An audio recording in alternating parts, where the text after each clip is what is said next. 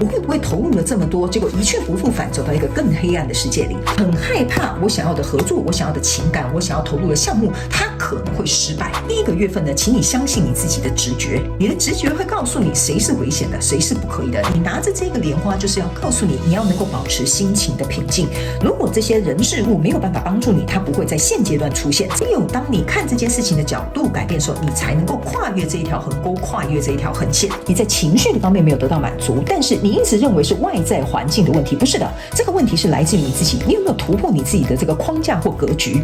？Hello， 双鱼座的朋友们，大家好，我是 Jane。今天这个影片是要给双鱼座的朋友们的正能量运势牌卡解读。那正能量运势牌卡解读呢，它没有任何时间上面的限制啊，所以呢，如果你不是在直播看到我们这一则影片的话呢，我会建议你前后推敲3个月左右的时间，或者是呢，以你看到的当下的季节为主，好吗 ？OK， 那接下来我们来跟大家分享有关于我们正能量运势牌卡解读的整体架构跟流程啊。首先呢，我们正能量运势牌卡解读分为上半场跟下半场。上半场的部分，我们会来说明有关于每个月份的能量场的一些概况，以及在每个月份你要能够学习的实际课题。接着，我们就会进入到下半场的延伸牌卡解读。那在下半场的延伸牌卡解读呢，我会用宇宙验证牌卡来验证我要传递给你的讯息，以及每个月份的这个能量场上面的细节、症结点，以及呢，就是额外的补充说明。还有在每个月份你要增强哪些思维观念，以及提升哪个部分的人格特质，还有每个月份要练习哪些实际的行动，也都会在下半场的延伸牌卡解读来进行一个揭露啊。那最后呢，我们就会用大家最喜欢的天使跟宇宙传讯的部分来进行一个结尾啊。我们来听看看天使跟宇宙有什么样的讯息，希望透过传讯者我以这个口说表达方式来让你知道这一季的讯息，好吗 ？OK 好，那我们话不多说，就准备要进入到你这一次的正能量运势牌卡解读啦。那首先呢，在我的桌面上有3组牌卡，等一下我在讲解的过程当中，我会采用第1个月跟第2个月跟第3个月的说法，这并不代表是今年的1到3月，而是在这个季度的首月、第2个月跟最后1个月的意思。OK， 那这张牌卡是你整体这个季度能量场的这个主轴，然后呢，这一张黄色的底牌呢，是象征是你的王牌 ，OK 好，意思就是如果在这个季度的过程当中，你需要任何的建议或遇到什么样的挑战，可以来听看看王牌要给你的建议 ，OK 好，那我们话不多说，就准备进入到这一次你的能量场当中，请给我一点时间，让我去感受你能量场上面的呈现跟细节 ，OK 好，请稍后哦。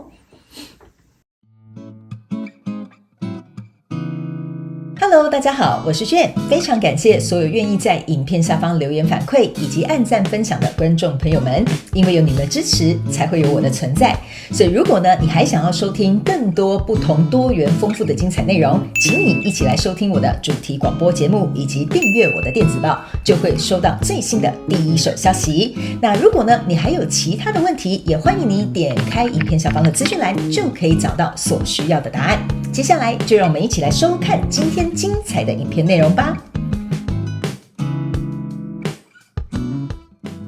OK， 行，好。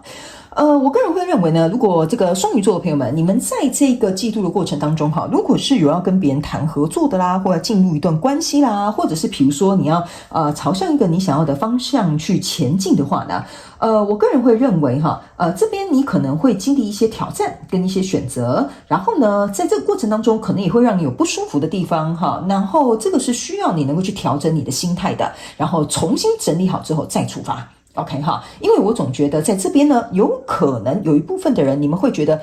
施与受不平衡，或者是比如说付出的没有得到对等的回报，所以这个感觉可能会让你稍微有一点点卡关在这一个季度，好吧？好 ，OK， 好，来，我们直接来看一下这个每个月的这个能量场的概况。首先呢，你在第1个月份抽到是战车牌卡，抽到是世界牌，抽到的是钱币5。这3张牌卡呢，给我一个很明确的感觉，就是说呢，在第1个月份的时候，你可能有一个交手的相关状况、人事物、事件、梦想或目标，甚至是感情或者是关系 ，OK 哈。我觉得这个大门是帮你打开一半的，但另外一半还没有打开 ，OK？ 那我会感觉你在朝向这个方向，想要去创造你自己的这个世界，而且在这个过程当中呢，不好意思，他们叫我仔细看一下哈。OK， 在这个过程当中呢，我认为你是会投入非常实质性的行动，甚至是投资，也有可能是金钱在里面。因为这个呢，驾驭这个马车的这个女生头上是有一个钱币的，那这边是一个钱币6，钱币1加钱币6象征的是对不起，钱币1加钱币5象征的是钱币6，意思就是说我希望我所付出的这一切是可以有所回报的。那这个世界牌卡呢，是这个人披着这个像是一个我不知道这叫围巾还是什么，反正就是一条就是围巾，我们就这样叫它。上面是充满着这个爱心的，所以代表说你在投入的这个东西呢，一定是你很重视的，或你所爱的，或你希望能够拥有的。OK 好，而且你的这一份炙热的情感，或者是这种投入的热情啊，是身边的人都可以去感受得到的。那这个人呢，他本身是拿着2支权杖，所以我个人会感觉，其实你已经有点算是厘清自己的方向，就是说我很肯定，我可能要去这个地方，或者是我想要投入这段感情，或者是我想要去经营这个项目。所以这样子的动能呢，我个人是觉得是有在前进的过程，并且是带着热情，带着稳定的脚步，带着你想要我觉得这边还有一点点夹带着你对这件事情的期望。 OK 好，那这2张牌卡呢稍微解释完毕之后呢，要给你看一下这张就是这个钱币5。 OK 这个钱币5呢，我刚刚有讲了这个门是打开一半，所以象征的意思就是还有另外一半你可能要付出努力才可以走到钱币10。 OK 所以目前呢，我个人会感觉只有这个钱币5加上这个钱币女王，我会觉得某部分的人你们要特别注意双鱼座的朋友们，这个你真的很热衷的，或你真的很热爱，或你真的很喜欢的交手相关状况人数，你要特别注意你的投入是不是会有回报，这是不是一个对等的状态，或者是你们在谈的条件或合约或这个协议，是不是对方跟你有共识，或者是对方是不是能够如同你所想的。因为这张牌卡给我一种感觉就是你夹杂的很多的期待，但是期望越高，有些时候你没有把里面的人事物关系因素要素搞清楚的话，或许对方跟你们有在相同的页面上，这样子会造成你的期待太高，然后呢相对的可能会有一些失望的状况在里面。 OK 哈，所以呢这边我会建议你在第1个月的时候呢降低你自己的期望。我不是说这个人事物不值得你期待你会失望，而是说这个东西刚开始你不要一头热或马上就上头了，然后呢这个会导致于你会失去这个客观评断的这个能力。 OK 哈，所以来到第2个月的时候呢，你抽到是星星牌卡、圣杯7还有权杖7。 OK 哈，那这3张牌卡在你第2个月份的能量场呢，你可以注意看，你同时抽到2个7哈，象征的意思就是说你看这个人是这叫什么踩高跷哈，然后旁边有2个权杖跟3个权杖，我会感觉在第2个月你可能会认为这个跟你交手相关状况人数、事件、梦想或目标呢，其实它里面有很多需要摩擦，而且你必须要能够自己去穿越的一些课题。而且呢这个圣杯7象征的意思就是说呢，你们2个可能在经历的、在协调的或者是在摩擦的东西，是有很多东西还是需要去解决的，所以你必须像踩高跷一样非常小心的、小心翼翼的，因为要保持平衡嘛哈。所以这个保持平衡的这个感觉给我有一种感觉，就是说你必须要冒着风险。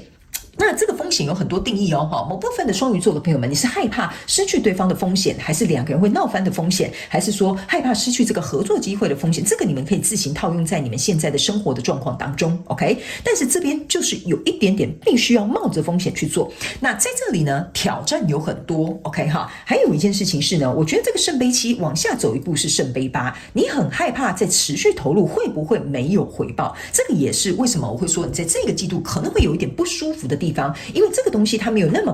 没有那么快可以看到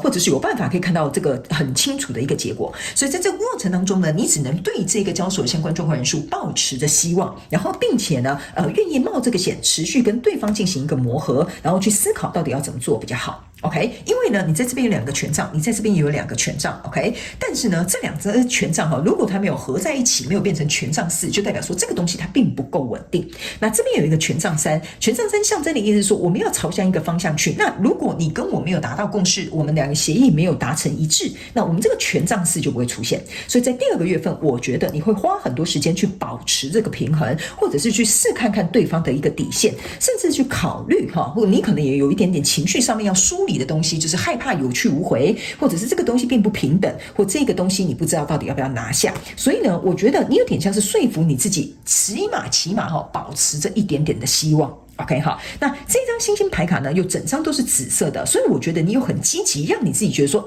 我要创造这个世界，应该是可以朝向我想要的方向，或这一段关系走向应该是这样。我觉得你有一点点怎么说呢？我不能说你过度乐观，好，但是呢，我会建议你以一个理性的方式去做一个判断 ，OK？因为这个星星牌实在太多星星了，而且这个星星围绕在你的头上，意思就是说，如果假设你很盲目，你很上头，然后或者是比如说，你可能没有看到其中这些盲点，或者是这些你可能需要冒险，也有可能会为你带来一点点的这个取舍的这个状态之下的话，你只是充满着这个粉红泡泡，或者是两眼冒金星，看着希望的这个状态呢，我觉得会对你来说，怎么说呢？你会有点不知道你在这个状况当中呢，要么要失去的是哪个部分，要得到的是哪个部分，要选择的是哪个部分，或者是客观去看待这件事情又是哪个部分。所以这里我会建议你，如果假设你自己本身对这件事情就是很疯狂很上头，然后别人劝说你都不听的话呢，那我会建议双鱼座的朋友们，你一定要稍微冷静下来哦。然后某部分双鱼座的朋友们，我会建议你哈，如果你有感觉想要去看巨蟹座的这个能量运势牌卡解读的话，你可以去看，因为我一直在读这里的时候，我觉得那个巨蟹座的能量一直进来，有可能你的太阳月亮上升金星在巨蟹，或你交手的相关状况人数是巨蟹座，也有可能就是看到那个标题你就觉得你很想去看，你就可以去，我没有要求你一定要去 OK 好，你可以按照你自己的感受跟直觉 OK， 所以我会觉得建议你在第二个阶段你一定要张大眼睛OK， 你一定要客观的张大眼睛哦，因为你这边这个世界牌卡也是紫色，这边这个星星牌卡也是紫色，象征的意思说，你有可能会为了巩固这个世界，就是你想去创造的世界，这世界可以是事业，可以是感情，可以是比如说你想要达成的目标或梦想都可以。我觉得你会保持着一个过分乐观的态度，而去欠缺看到事实的这个角度 OK。所以呢，来到第3个月份的时候呢，你抽的是死亡牌卡钱币10，然后还有这个宝剑1 OK。我个人会感觉呢，来到第3个月份之后呢，这个双鱼座的朋友们哈，我会觉得，好，来。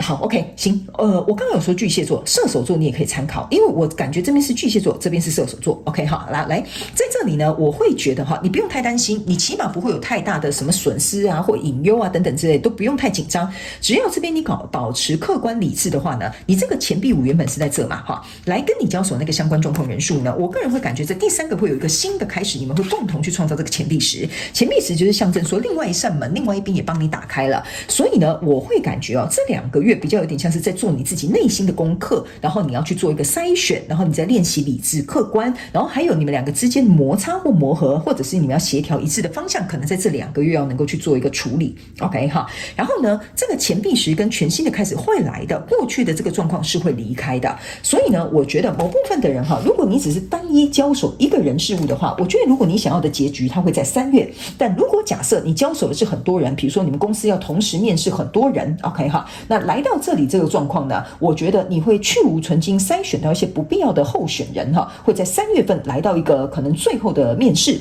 或者是比如说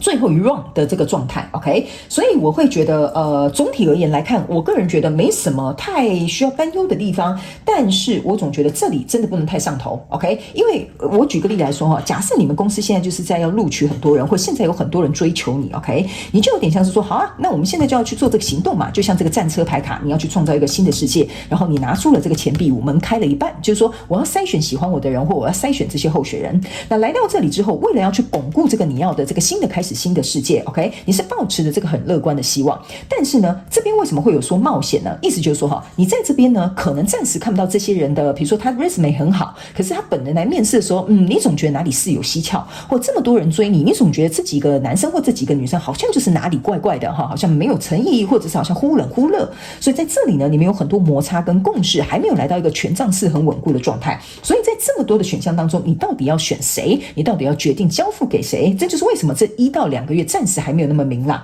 那来到第3个月，这个死亡牌卡呢，它象征的就是把不必要的东西去做一个去除，然后达到一个新的状态，然后巩固到钱币10。所以我个人会感觉在这里比较多琐事要做，但是这些琐事我们可以在下半场的延伸牌卡解读再来看一下，好不好 ？OK 哈。那整体的这个能量场而言，你这个是钱币7，那钱币7这边是一个钱币5走到这边钱币6、钱币7，所以呢，整体状况我觉得它是在筹备的，真正要开始应该也是在钱币8，钱币8就是下一个季度了，因为你在这边没有任何钱币8的状态 ，OK 哈。那在这里呢，你不仅没有钱币8，你也没有钱币9。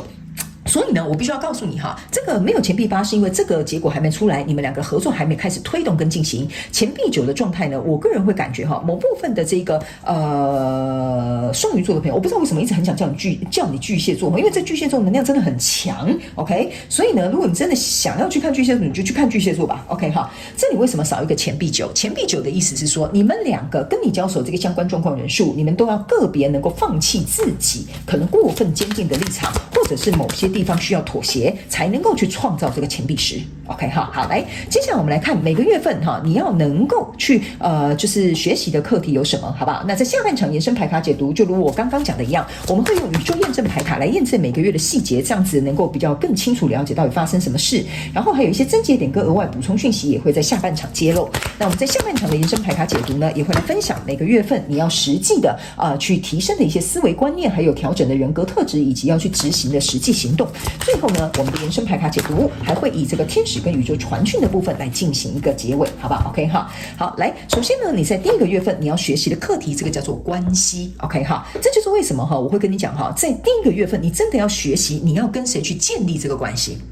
OK， 你不能这个门户大开呀，谁都可以进来，你懂我意思吗？你一定要经历过筛选，你一定要经验过，比如说经历过认证，或者是打听就是其他朋友的这些消息。OK， 所以这张关系呢，我个人会感觉哈，某部分的人呢，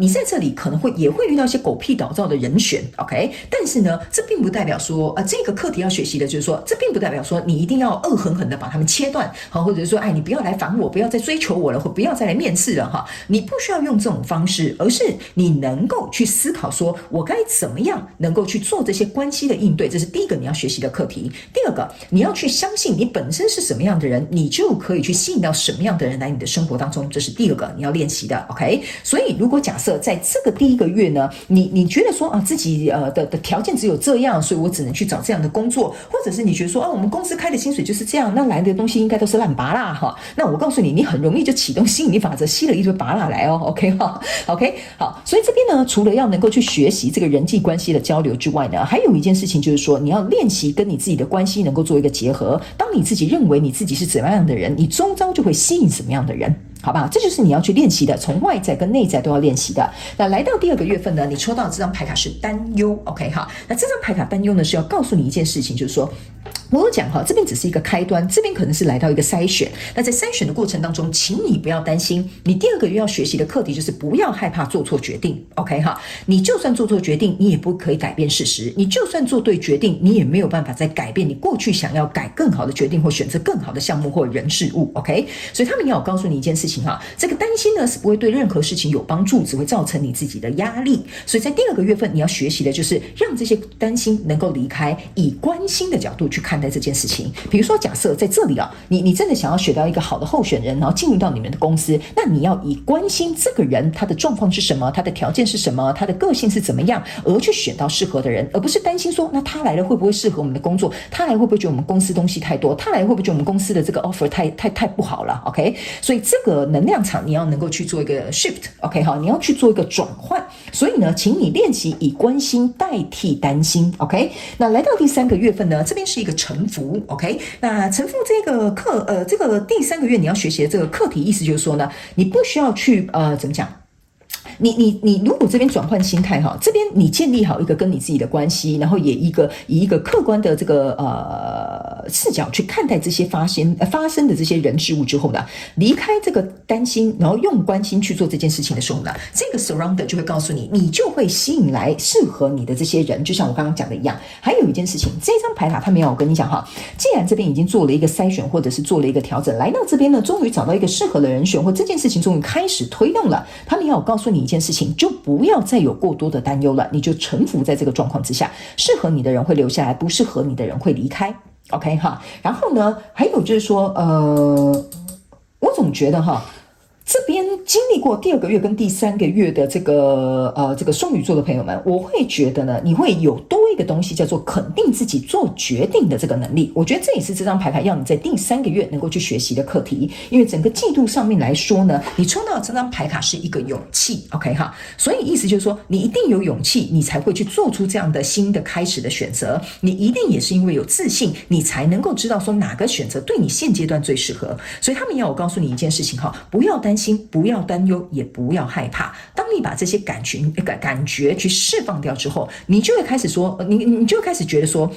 就是其实我是有能力做到这件事情的。因为一个人会怀疑、会担忧、会紧张，那是因为他自己觉得他没有能力做到，但你是有能力做到的。所以他们说呢，请你在整个季度的过程当中，以一个比较客观跟正向的方式去看待这一季所发生的人事物。还有另外一个，你也要做一个练习的意思，就是说呢，你一定要能够鼓励你自己 OK 哈，这张牌卡不是别人来鼓励你哦，这张牌卡有点像说你一定要鼓励你自己，在这个过程当中呢，一定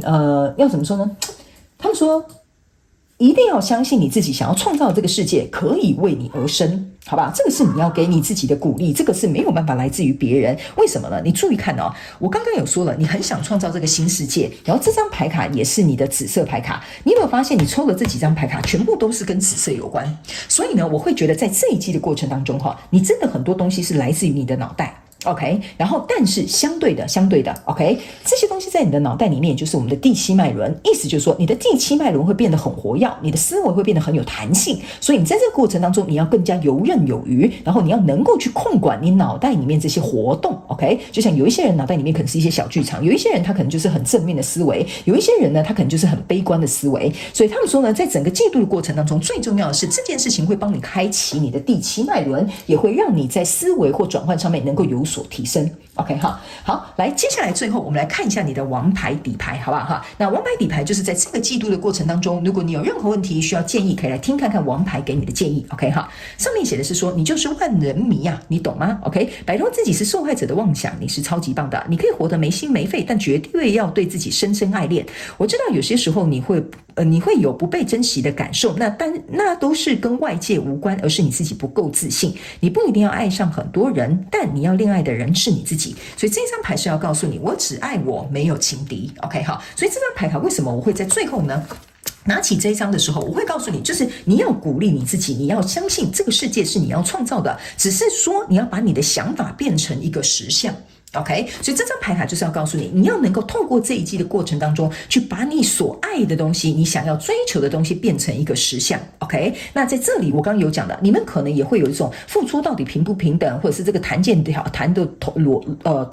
对不起，这个条件谈的拢不拢，或者是这个施与受是不是达到一个你满意的状态，这个也是一样的。你千万不能因此而牺牲你自己的权益，或者是退让太多。我觉得人难免需要妥协，但是这张牌卡也要告诉你，你不能退让太多或隐忍太多 OK， 不然呢你会很容易有可能有机会会走进去受害者的情节。那走进去受害者的情节的话，那你要特别注意到，因为受害者走到哪里都别觉得其他的人对他来讲是一个加害者，所以你反而会在这个圈圈兜不出去哦。那这个圈圈兜不出去，就像这个紫色脑袋里面思维活动是一样的，你就会卡在这里了 OK。 所以这大概是你的王牌要告诉你，在这个季度的过程当中，如果你遇到一些困难，你可以参考王牌要给你的建议，好不好？那接下来呢，我们就要进入到下半场的延伸牌卡解读啦。那在下半场的延伸牌卡解读呢，我会立刻来用宇宙验证牌卡来验证我刚刚要传递给你的能量场的细节，还有症结点，每个月要补充的讯息，以及每个月份你要加强哪些思维观念，提升哪些人格特质，练习哪些实际行动，以及最后我们会来进行天使跟宇宙传讯的部分。所以欢迎你们，如果想要加入下半场延伸牌卡解读，那我们下半场的延伸牌卡解读的连结就在这一则影片下方的资讯栏，你直接点开就可以一起来加入，好吗 OK。 那以上呢，这个上半场的这个净能量运势牌卡解读提供给我们双鱼座的朋友们做一个参考啊，希望可以对你们带来一点点帮助跟超前部署 OK 哈。非常感谢双鱼座的朋友们你来收看我的影片，也希望你会喜欢。那我们就下半场延伸牌卡解读见咯，拜拜。